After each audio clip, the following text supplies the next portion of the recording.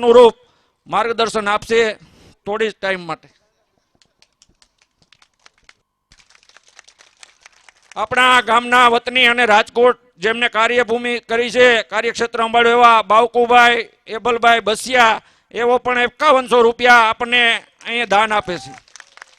ભાઈ શ્રી હર્ષદભાઈ. મહાદેવ હર હર. પડકારો હારો જોયો. આજે રાવણી ગામ મુકામે ભોળાનાથના મંદિરમાં પ્રાણ પ્રતિષ્ઠાનું જે આયોજન કર્યું છે એમાં પધારેલા સૌ આગેવાનો, માતાઓ, બહેનો, હું ખેડૂત આગેવાન તરીકે હૃદયપૂર્વક આભાર માનું છું.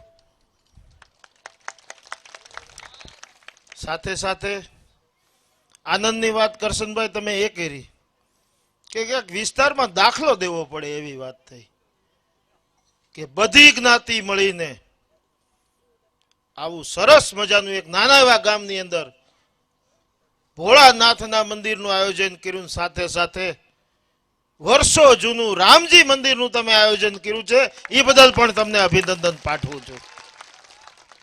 ખૂબ સારી વાત કહેવાય, ખૂબ સારી વાત કહેવાય છે. સારું આયોજન થયું. અલ્પાબેન અત્યારે ગૌરવતા હતા ત્યારે મને તો એમ થયું આગળ કોકને હેરમાં આવી જાય માતાજી, આવા સૂર સારા માત તમારા પણ. બેન તમે અત્યારે બાપ દીકરીનું જે ગીત ગાયું ને એમાં અમારા સાહેબના આહુડામાંથી આંખમાંથી આહુડા જતા હતા ત્યારે એમ થયું કે તમારા પણ સૂરને વિરદાવવા જેવો. અમારા સાહેબને છે ને એક જ દીકરી હતી, દીકરો નથી. હમણાં 2 મહિના પહેલા દીકરીના લગ્ન કર્યા વળાવી. આજે તમે ગીત ગાયું ને, કોઈ દી માણસની આંખમાં આહુડું નથી ગયું, પણ અત્યારે અમે જોતા હતા. ધન્ય છે, ધન્ય છે આપણી સંસ્કૃતિને કે આવું સરસ મજાનું આયોજન ને આવા સરસ મજાના ગીતથી આપણી સંસ્કૃતિ પણ આપણે બિરદાવવા જેવી વાત છે. બહુ લાંબી વાત નથી કરવી, પણ થોડુંક કહી દઉં. કરશનભાઈ આગેવાનો બધા ગાડાથી મારું સન્માન કર્યું. બહુ ગમ્યું મને કે મને પાત્રને અનુરૂપ આપ્યું છે. મિત્રો એ હું કામ આપ્યું કે આપણે અહીં ઇકો સેન્સિટિવ ઝોન દાખલ થયું હતું. ઇકો સેન્સિટિવ ઝોન સાહેબ ને ખબર છે. એવો કાળો કાયદો આપણા વિસ્તારમાંથી પસાર થતો હતો. આ કાયદો એવો ખરાબ કાયદો હતો કે આપણે 0 થી 10 કિલોમીટર એટલે અહીંથી બોર્ડર થી આપણે 10 કિલોમીટર સુધીમાં ખેડૂત એની વાડીએ જો કુંડી બનાવી હોય ને કે એની વાડીએ ઓયડી બનાવી હોય ને તો તમારે ફોરેસ્ટ ખાતાની મંજૂરી લેવી પડે. આવો કાળો કાયદો હતો. તમારી વાડીએ તમને હું હોરઠી ભાષામાં સમજાવું. હું વિધાનસભાની અંદર મેં રજૂઆત કરી, હોરઠી ભાષા, આપણી ગામડાની ભાષા. મેં કીધું માનનીય અધ્યક્ષ શ્રી, આ કાયદો, આ કાળો કાયદો અમારા ખેડૂત ઉપર બેસાડવામાં આવે છે. આ કાયદાથી અમારો ધરતી પુત્ર છે ને અને ગામ મૂકીને જવું પડે એવો આ કાળો કાયદો છે.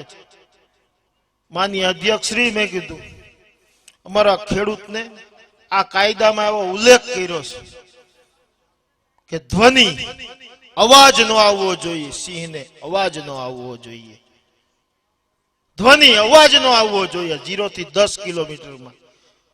એટલે તમારી વાડીએ તમારે રીંગદાર કરવો હોય, તમારે વાડીએ ટ્રેક્ટર લઈને જવું હોય, પાવડો મારવા, સવડું હાંકવા, કળિયું મારવા, એક ભાઈને સાહેબની ઓફિસે મોકલવાના, તમે મંજૂરી લઈ આવો પછી જ તમારું ટ્રેક્ટર જાય ખેતરમાં.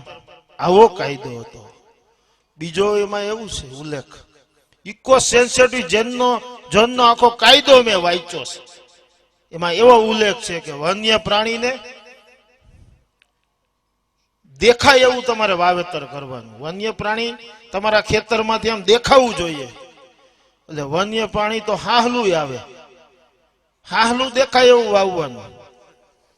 મેં આવું વિધાનસભામાં કીધેલું છે. હું જે શબ્દ બોલું છું ને એનું રેકોર્ડિંગ છે, કોઈ જોતું એટલે લઈ જાય.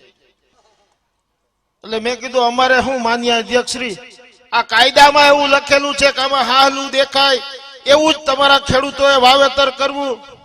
તો મેં કીધું અમારે હું કોઠીંબા વાવવા ઓલા વેલા હેઠે આયલા જાય.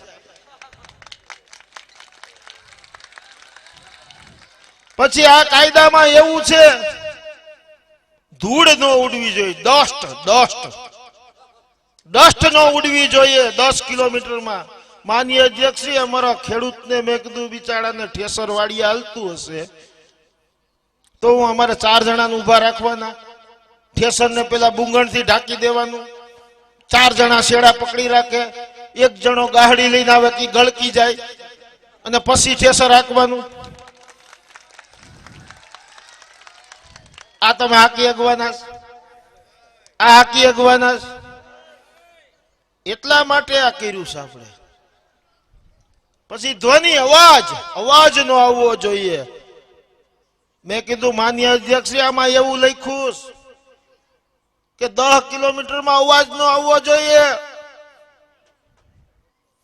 મેં એને વાત કરી, તમારા ગામમાં હે ને જાન આવે ને જાન, તો પેલા તમારે ફોર્મમાં સહી કરાવવાની હતી કે ભાઈ જાનમાં ડીજે નહીં હાલે, ઢોલના ધબકારા બંધ, ફટાકડા નહીં, મૂંગે મોઢે હાલ્યું જવાનું. આવો કાયદો હતો.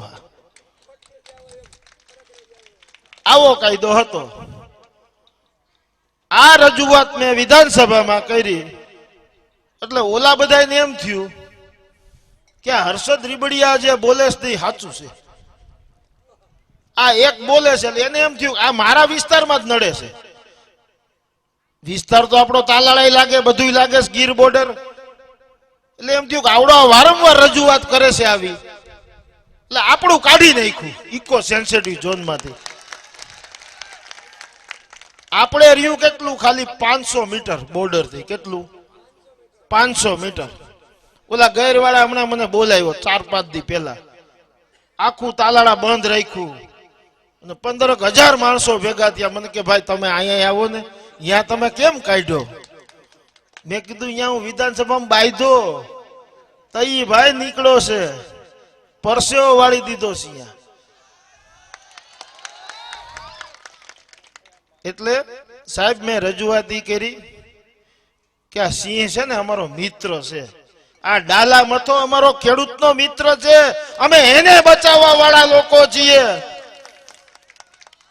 અમારી વાડીએ મેં કીધું કદાચ કાંઈ પિત્ત ન કર્યું હોય ને, પણ અમારો ખેડૂતની ઘેરે તમે જાઓ ને તો આપણે 10 વાગે બેઠા ને આપણે કે ક્યાં ઉપડ્યા બત્તી લઈને, પિત્ત કાંઈ છે નહીં, કે લાઈટ આવી છે, મારે કુંડી ભરવા જાવી છે, આ વન્ય પ્રાણી હાવી જ માટે પાણી પીવા માટે.